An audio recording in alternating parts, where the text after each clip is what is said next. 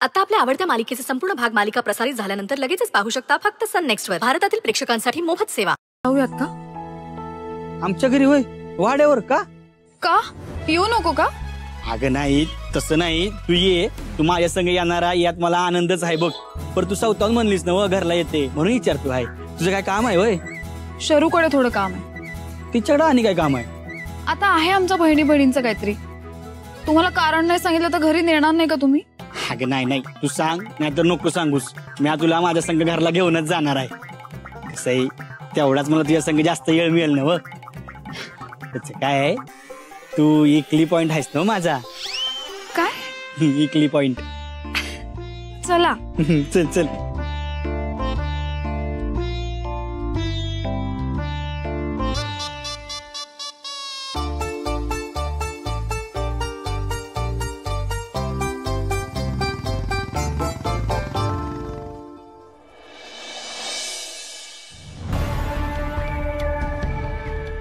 Dad, कळतंय का तुम्हाला?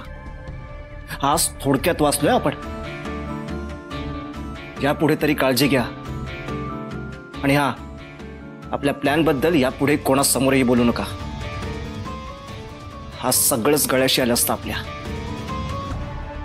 थँक गॉड वाचलोय आपण. पण तिला फूस लागायचं कारणच काय? आपण कुणाकडेच या विषयावर काय बोललो नाही. पण तिला कसं कळलं? Dad, she is very dangerous. मला असं वाटतं की तिने माझं आणि मॉमचं बोलणं ऐकलं असावं. आता यापुढे आपणच अलर्ट राहायला हवं.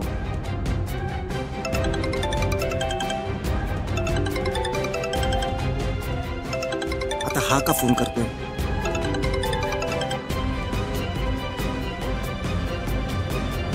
साहेब, तू कशाला फोन केलास आता? झालं ना आपला व्यवहार? मिळालं ना तुला तुझ्या कामाचे पैसे? आता काय? अहो साहेब, मी काय सांगतो आहे ते ऐकून तरी घ्या. बरं बाबा बोल, मला बाकीची पण काम आहेत. अहो साहेब, आज एक मुलगी आली होती माझ्या मागणं आणि ती तुमची चौकशी करत होती. काय? मुलगी? कोण मुलगी? म्हणाल तर एकदम गोरीपान होती दिसायला आणि बोलायला एकदम तडाखेबाज. ही नक्कीच अक्षरा असणार, पण ही त्याच्याकडे पोचली कशी? ती मुलगी तुझ्यापर्यंत कशी पोचली? अहो साहेब, मी टपरीवर होतो आणि त्या टपरीवाल्याशी तुमच्याबद्दल बोलत होतो तर ते तिनं ऐकलं बहुतेक. तू त्या डोक्यावर पडलायस का? मी सांगितलं होतं ना तुला की काम झालं की तोंड बंद ठेवायचं, कुठेही काही बोलायचं नाही. तुझी ना चामडी सैल केली पाहिजे. अश्विन, आता यो आणि कोणावर चिडलाय? काय झालं सर?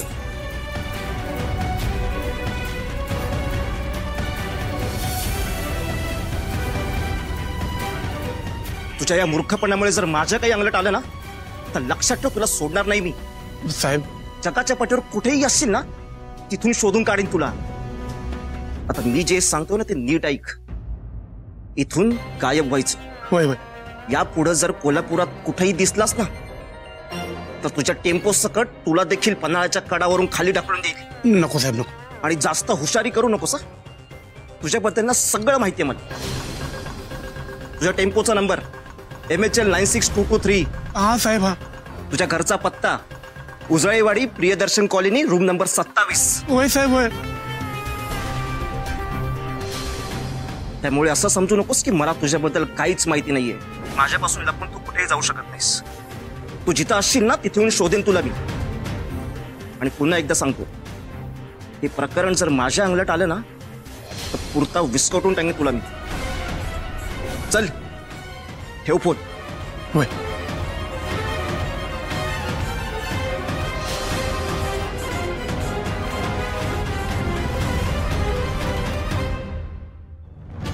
काहीतरी बिघडलं आहे ह्याचं. काहीतरी उद्योग करून ठेवला आहे आणि नक्की त्यात फसला आहे. योग कशात अडकला आहे ते शोधून काढणं गरजेचंच आहे. आता तो टेम्पोवाला शोधायला पाहिजे, मग याला पोरता अडकवता येईल. हॅलो, हो ऐका, मी सांगते तो पत्ता आणि टेम्पोचा नंबर लिहून घ्या. हा.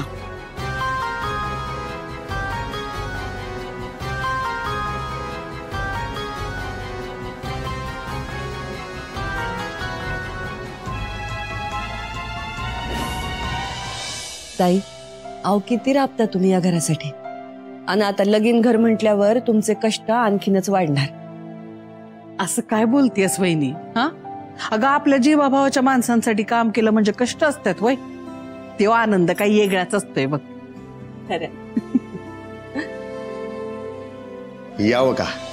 अहो दिनकरराव, या या विचारता काय, या की. बरं, मी तुमच्यासाठी पाणी आणते बरं का. नग नग पाणी नग. बरं मग चहा आणते.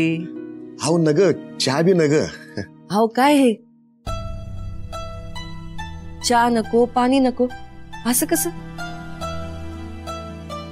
आमच्या घरून तुम्ही काय बी घेतल्या बिगर गेलात तर आम्हाला बरं नाही वाटायचं. हो असं काय नाही, तुम्ही उगाच वाईट वाटून घेऊ नका.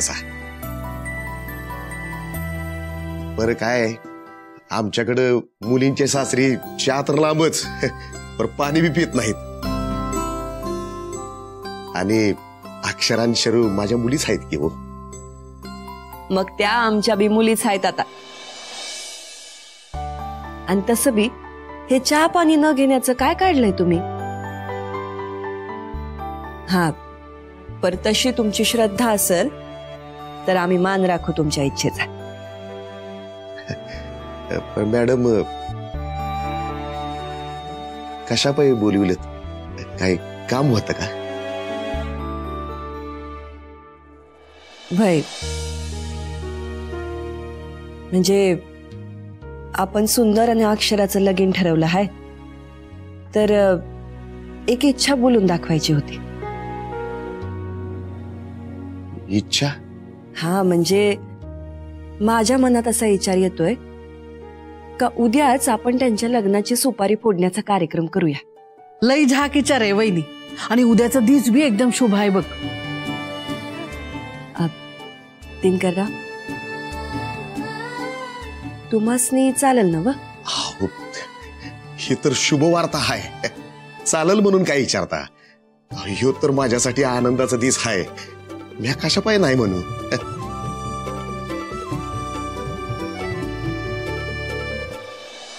हो मामा, तुम्ही कधी आलात? हे काय आत्ताच येतोया. सुंदर, मामांचं असं म्हणणं आहे. काय झालंय आई? काय अडचण आहे का?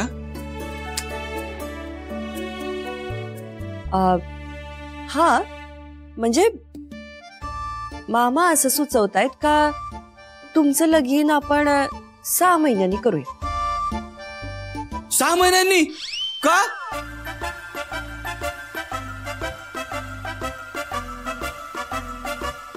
हा, म्हणजे बरंच आहे ना व. म्हणजे बघ, आपल्याला लग्नाची तयारी करायला वेळ मिळेल, गडबड होणार नाही.